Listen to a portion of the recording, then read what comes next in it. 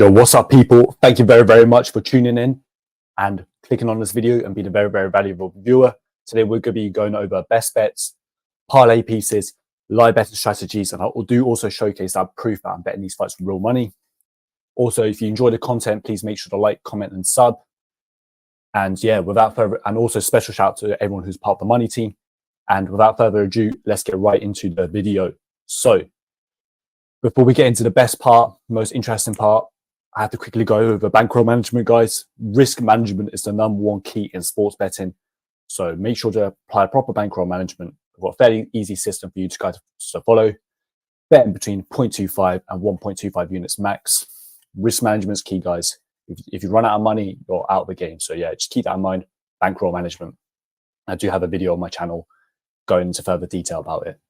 So bet #1, I got 0.75 units on Derek Lewis. Now, I just think it's a good matchup for him because I do believe this is a step down in competition for Black Beast. He's fought the way higher level guys, and he's a massive, massive power puncher. And he's surprisingly athletic for a big guy. I believe Nascimento is going to have to put the pressure on and take risks to be able to win this fight. And I don't think his pitter-patter shots or style of striking is going to cause Black Beast much damage. Of course, Black Beast is a guy who can be quite hard to trust and untrustworthy at times, but I do believe this is a favorable matchup for him. I do believe he's going to get a knockout. So yeah, I've got 0.75 units on Black Beast, and I think the line's going to keep coming in on him. So yeah. Anyway, so in bet #2, I've got 0.3 units on Kevin Juicet versus Mateus Rebecki. I think Juicet's just going to be able to outstrike, outpoint, just beat Jared Gooden to the punch.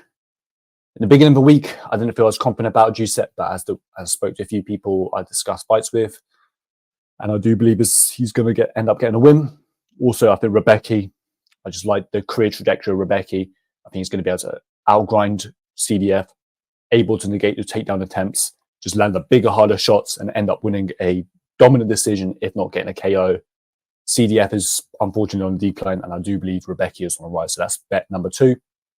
Bet #3 is Slava Borishev. Now, I just got a little bit on Slava at the moment, and I do believe we're going to get some back and forth line movement on this fight. I believe a lot of money that we're going to get some strong opinions on the Chase Super side. He's a popular fighter. This is a very, very controversial fight on Twitter. And I believe if you do like the Slava side, you might want to hold off a bit. Maybe you get a little bit in now, take a dollar cost average approach on this matchup, and you might get a better price on Slava. But I just believe Slava should be the favorite in this matchup. Of course, it's quite a volatile, high-risk fight. And at the moment, I've got about 0.25 to 0.3 units on it. And I'm considering making it a 0.5 unit bet. However, how these two match up from a stylistic standpoint and from a skill set perspective, I just believe Slava's probably going to be able to snipe Hooper coming in. Hooper leaves himself very, very open. I know he's got flaws with the takedown defense, but guys like Mike Davis and Mark Diakase are much, much stronger offensive grapplers. I do believe Slava has that all-man strength, and I do believe he's making improvements to his ground game. Of course, it's a high-risk fight. It's very, very volatile. So I wouldn't go too big on this fight, guys. But yeah, I believe Slava is going to get the win there.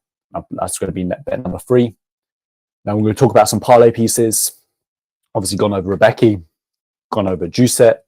Other two parlay pieces I quite like, and I might consider making into a little parlay, into a double, but I need the betting limits to increase and more sites to offer these props. First is over 2.5 rounds on JJ Aldrich versus Veronica Hardy. I just believe this fight's highly likely going to go to a decision. And the next parlay piece is Tisha Torres versus Tabitha Ricci. Again, another fight that I just believe has a very, very strong possibility of going to a decision. Of course, there's some question marks with Ricci's side. With the Torres, aka the Pennington side, because of their layoff. But I do believe that she has enough to survive and not get finished, and she's very, very tough. And I don't see her really quitting in there. And I don't believe Ricci really has much firepower to finish her. So those are two parlay pieces I'm considering. Live betting strategies. So Waldo Cortez Acosta. I mean, I upset a lot of people by pointing out that Robles is kind of unproven. Yes, he looks very, very athletic, dangerous, powerful. He's a Olympic level fighter. Sorry, he won like a medal in the Olympics. He's Taekwondo style striking. He's got 10-inch reach advantage. I get all that, guys, but we've only seen him fight for the first 3 minutes against very, very low levels of competition. We don't exactly know what happens if the fight goes out around 1. If Robles starts showing the signs of slowing down, maybe he looks like he's kind of wilting in there, it looks like the pressure's getting to him, then you might want to jump on Waldo Cortez Acosta as a live bet.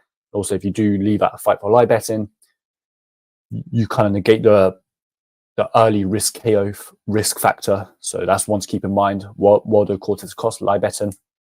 Tisha Torres, another live betting strategy I have here is, I do believe if we get Tisha from 2+ years ago, we get that version of Tisha, I do believe she is the better fighter than Richie. So from a live betting perspective, you might want to keep an eye. Does Tisha look slower?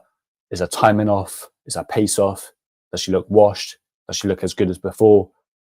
And if she's looking like she did in 2 years ago, then you might want to jump in on a Tisha Torres live bet early. If not, maybe she grows into the fight.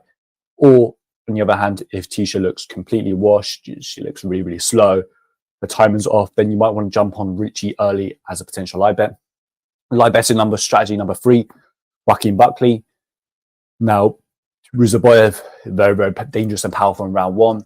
In his last fight that went to a decision, it looked like he was slowing down, but he could be a fighter making lots of improvements. But if old habits don't die hard here, or Ruzaboyev goes really, really hard for the kill in round 1, it looks like he's showing signs of slowing, then you might want to jump in on Joaquin Buckley as a live bet. Buckley's got very, very good cardio. He's very, very athletic.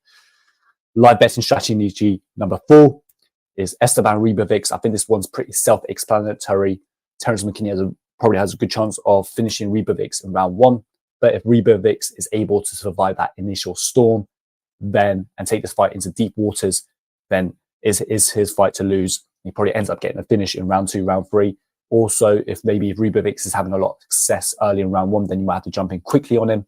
Or you just wait past the 3-minute mark and just kind of hope for the best and trust the tape and see if McKinney gasses. But yeah. Now, props. I'm not a huge prop better, guys. I do like my money lines the most. And also, if you do bet props, make sure to keep the risk much, much smaller because they are much less likely to happen. The prices are much better for a reason, and you do have a lower chance of hitting them. So don't go crazy with the props, even though it's tempting, big juicy prices. You want to get greedy and you want to win loads. I get that. But anyways, McKinney, if you like the McKinney side in the Ribovics versus Ribovics fight, then you might want to go with McKinney round 1 KO or McKinney round 1 sub. Maybe you do half and half on each side.